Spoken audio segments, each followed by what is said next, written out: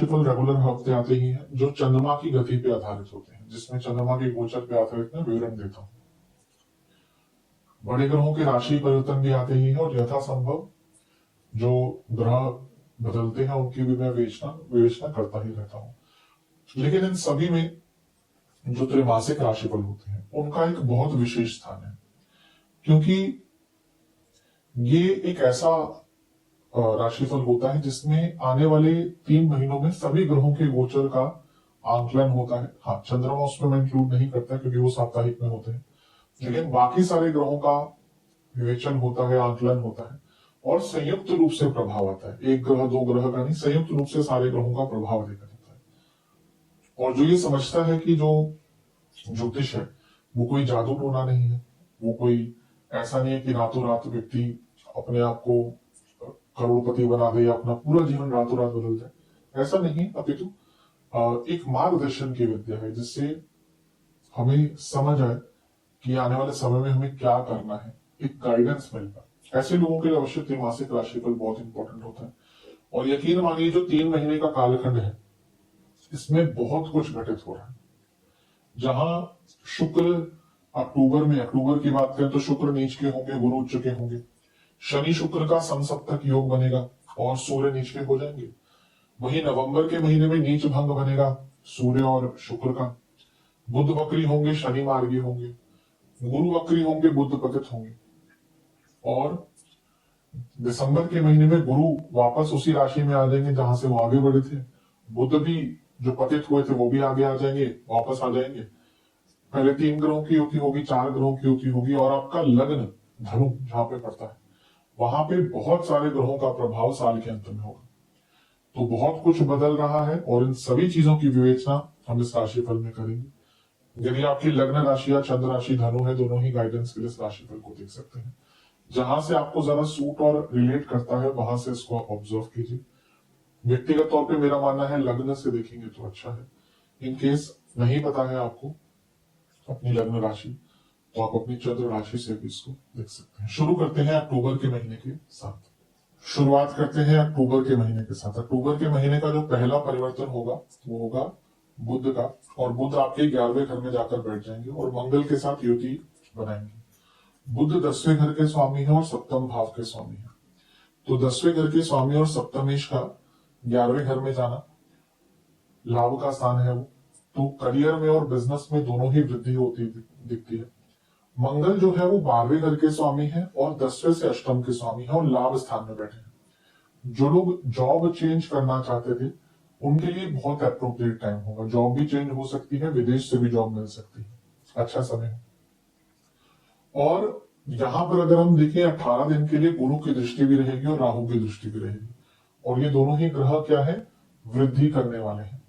तो करियर और बिजनेस दोनों में ही धन का लाभ आपको होता हुआ दिख रहा है। और क्योंकि मंगल 12वें घर के स्वामी है, राहु विदेश के कारक है और गुरु लग्नेश है, ये विदेश से बहुत पैसा दिखाता है। यानी कि अगर आप विदेश संबंधित कुछ काम करते हैं, अब इंडिया में कई एमएनसी है, अगर आप एमएनसी में काम करते हैं तो वो विदेश से ही संबंधित कार्य होता है, विदेश से ही पैसा होता है। तो अगर आप ऑलरेडी विदेश में काम करते हैं तो है ही, लेकिन जैसे मैंने कहा इंडिया में भी अगर आप किसी एमएनसी में काम करते हैं तो बहुत लाभ प्राप्त यहाँ पे हो सकता है। मंगल और बुध की युति जो होती है वो कई जगह पे अच्छी ही होती है, क्योंकि मंगल जहां शारीरिक क्षमता है, स्किल्स है, बुध वहीं बौद्धिक क्षमता है। तो इनका मिलन होगी लाभ स्थान में, यानी कि कुछ अच्छा कर पाएंगे, कुछ क्रिएटिव कर पाएंगे। दोनों की दृष्टि पंचम भाव पे भी है, यानी कि बुद्धिमता, स्किल्स, इनिशिएशन, एक प्रकार से चीजों को पूर्ण करना, इन सब का लाभ आपको यहाँ पर प्राप्त होने वाला है। तो ये बुध का जो गोचर है वो महीने के शुरुआती भाग में ही आपको बहुत लाभ देगा। 9 अक्टूबर को गोचर होगा शुक्र का, और शुक्र कहाँ आ जाएंगे, आपके 10वें घर में, और नीच के हो जाएंगे। मैं हमेशा इसको समझाता आया हूं कि नीच का ग्रह कोई बुरा नहीं होता, ये नहीं समझना चाहिए। हाँ, कुछ तत्व तो उसके खराब होते हैं। वो 6ठे घर के स्वामी है और अर्थ त्रिकोण में आ रहे हैं। कार्य क्षेत्र में बहुत बिजी होना शुरू हो जाएंगे, कार्य क्षेत्र में काफी ज्यादा प्रेशर बढ़ना शुरू हो जाएगा। यहाँ पे परिवर्तन योग एक प्रकार से बना है, क्योंकि शुक्र जो है वो बुध की राशि में है और बुध जो है वो शुक्र की राशि में है। ठीक है, तो ये एक प्रकार से करियर में वृद्धि का एक योग बना रहा है, यानी कि पैसा भी बढ़ेगा, करियर में आगे बढ़ने के मौके भी मिल सकते हैं। शुक्र जो है वो आपके 11वें घर के स्वामी जब लाभ स्थान में आए हैं, यानी कि ना केवल करियर में बल्कि जीवन में भी कई प्रकार के लाभ प्राप्त होते हैं। लेकिन शुक्र जब भी 10वें घर में आते हैं तो ऑफिस पॉलिटिक्स बहुत होता है, मैं बार बार बताता हूँ इस चीज को। और वक्री शनि की दृष्टि भी है, तो यहाँ पे बहुत ज्यादा ऑफिस पॉलिटिक्स स्टार्ट हो जाएगा। कब से? 9 अक्टूबर से, करीबन 1 महीने का टाइम जो शुक्र का होगा। और ये ऑफिस पॉलिटिक्स बहुत ज्यादा तंग कर सकता है, क्योंकि इसमें ना केवल आपके कलीग्स बल्कि आपके बॉसेस भी आपका साथ नहीं देंगे, बल्कि वो भी आपके विरुद्ध ही होंगे। थोड़ा सा केयरफुल रहिएगा। वक्री शनि है देख रहे हैं, और शुक्र विवाह के कारक है, तो यहाँ पे मैरिड लाइफ और लव लाइफ में भी प्रॉब्लम आएगी। मैरिड लाइफ में तो स्पेशली इन लॉज के कारण बहुत भारी परेशानी यहाँ पे आ सकती है। आपके इन लॉज जानबूझकर आप दोनों के बीच में प्रॉब्लम्स क्रिएट करने वाले हैं। मंगल का गोचर मंगल और बुध का जो गोचर हुआ था, जो युति बनी थी, इसका स्टूडेंट्स के लिए भी बहुत लाभ होगा, क्योंकि मैं बताना भूल गया था, क्योंकि पंचम भाव स्टूडेंट्स का है और पंचमेश अपने से सप्तम में है और बुध के साथ बैठ गए, तो स्टूडेंट्स के लिए भी बहुत लाभकारी है। और इवन जिन स्टूडेंट्स को जॉब ढूंढनी थी उनको भी बहुत यहाँ पे लाभ मिलेगा। 17 अक्टूबर को सूर्य का गोचर होगा और सूर्य आपके 11वें घर यानी कि तुला में आ जाएंगे। अच्छा है, क्योंकि 11वें घर में अगर ज्यादा ग्रह होते हैं तो पैसे कमाने की जो क्षमता होती है व्यक्ति की बढ़ती है। और यहाँ पे राहु का प्रभाव भी है, तो बहुत सारी अपॉर्चुनिटीज। देखिए, सूर्य लक्ष्मी स्थान के स्वामी है, मंगल आपके एक और लक्ष्मी स्थान के स्वामी है, बुध 2 केंद्रों के स्वामी है। करियर बिजनेस में बहुत लाभ, और राहु का प्रभाव यानी कि अचानक से पैसा, अचानक से लाभ, क्विक मनी, स्पेकुलेटिव मार्केट से लाभ। लेकिन हाँ, सूर्य नीच के भी है, तो सरकारी प्रॉब्लम्स आ सकती हैं। और क्योंकि मंगल सूर्य साथ में और सूर्य नीच के हैं, बुध भी साथ में है, राहु का प्रभाव, स्पेशली राहु का प्रभाव, लालच बहुत बढ़ जाएगा, और इस लालच के कारण थोड़ी प्रॉब्लम्स भी बढ़ेंगी। अभी शुक्र की जब हमने बात करी थी, शनि से समसप्तक था, शुक्र का प्रभाव, तो लव लाइफ, मैरिड लाइफ में प्रॉब्लम्स की बात करी थी। यहाँ से इतने सारे ग्रह जब पंचम को देखेंगे ना, तो लव लाइफ में काफी दिक्कतें बढ़ सकती हैं। 18 अक्टूबर को गुरु का गोचर होगा और गुरु आपके अष्टम में चले जाएंगे, उच्च के हो जाएंगे। विडंबना है गुरु के लिए, क्या कहीं धनु के लिए, गुरु के लिए नहीं, दोनों के लिए, कि जब भी उनके लग्नेश उच्च के होंगे तो अष्टम में होंगे। इसीलिए कहीं ना कहीं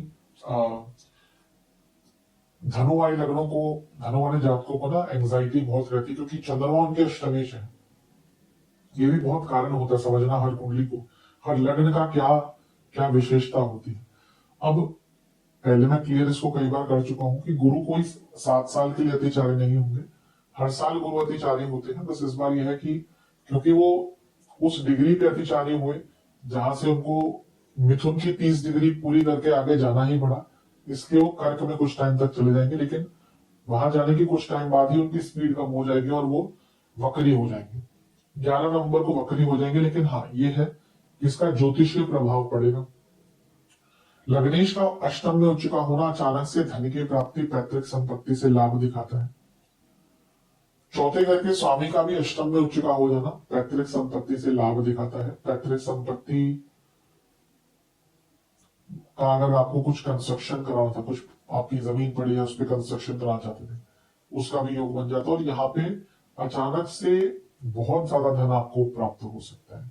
गुप्त धन है, गुरु यहाँ से 12वें घर को देखेंगे तो विदेश से पैसा है, धन स्थान को देखेंगे तो कोई सेविंग्स कर रखी थी, कोई इन्वेस्टमेंट कर रखी थी, वहां से लाभ होगा। तो ये सारी बहुत अच्छी चीजें हैं। लेकिन लग्नेश का अष्टम में आना सेहत के लिए अच्छा नहीं होगा। तो 18 अक्टूबर के बाद जब तक गुरु अष्टम में है, करीबन 2 महीने के लिए, 5 दिसंबर तक है वैसे, ये टाइम आपके हेल्थ के लिए बहुत कष्टकारी है। आप देखेंगे ऑलरेडी इंडिकेशंस आपको सितंबर में ही मिलना शुरू हो जाएंगे। 18 अक्टूबर के बाद 2 महीने ये हेल्थ के पर्सपेक्टिव से बहुत ज्यादा अच्छा नहीं है। गुरु यहाँ से चौथे घर को देखेंगे जहां पे वक्री शनि है। अगर आप प्रॉपर्टी लेना चाहते हैं, लोन पे हो या कोई प्रॉपर्टी बेच के नई प्रॉपर्टी लेना चाहते हैं, उसके लिए भी अच्छा योग है गुरु का। लेकिन चौथे घर को देखना जहां शनि है और 12वें घर को कनेक्ट करना, यानी कि 4, 8, 12 मोक्ष त्रिकोण, ये एक प्रकार से आध्यात्मिक दृष्टिकोण के लिए बहुत अच्छा दिखता है। कुछ ना कुछ आध्यात्मिक ग्रोथ आपकी हो सकती है।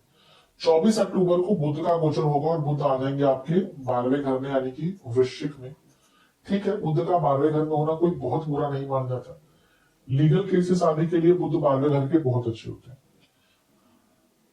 10वें घर के स्वामी 12वें घर में, विदेश में जॉब ढूंढ रहे थे, बहुत अच्छा। सप्तमेश 12वें घर में, विदेश से संबंधित बिजनेस करते हैं, लाभ होगा। लेकिन सप्तमेश अपने से छठे में, मैरिड लाइफ में प्रॉब्लम्स, मैरिड लाइफ में काफी कंफ्यूजन, और आपके पति या पत्नी की सेहत भी खराब हो सकती है इसके कारण।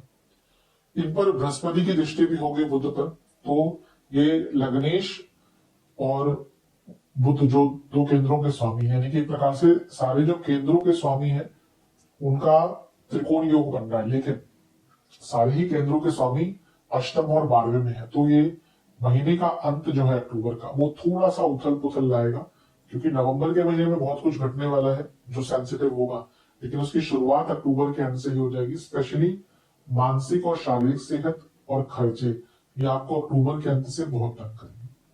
27 अक्टूबर को एक बहुत बड़ा गोचर होगा, वो होगा मंगल का, और मंगल आपके 12वें घर में आकर बैठ जाएंगे बुध के साथ। भले ही मैं कभी कभी सूर्य, बुध और शुक्र की का राशि पत्र का वीडियो ना बना पाऊं, लेकिन मंगल के गोचर का मैं हमेशा वीडियो बनाता ही हूं, क्योंकि बहुत ज्यादा इंपॉर्टेंट होता है। उनकी 3 दृष्टियां होती हैं और बहुत कार्य करते हैं। तो मंगल 12वें घर में आ गए और विपरीत राज्यों में बना रहे हैं।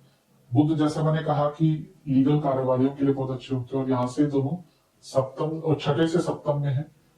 लीगल केस अगर आपके चल रहे थे, पुलिस केस हो, बाकी हो, अब डिपेंड करता है किस प्रकार का है, लेकिन वो सॉल्व यहाँ पे होता हुआ दिख रहा है। और गुरु की दृष्टि भी है, ये कई कई लीगल प्रॉब्लम में कॉम्प्रोमाइज दिखाती है। 12वें घर में मंगल है, ऋण मुक्ति, अगर आपके ऊपर कोई ऋण चढ़ा हुआ था तो उससे मुक्त होने का आपको मौका मिलेगा।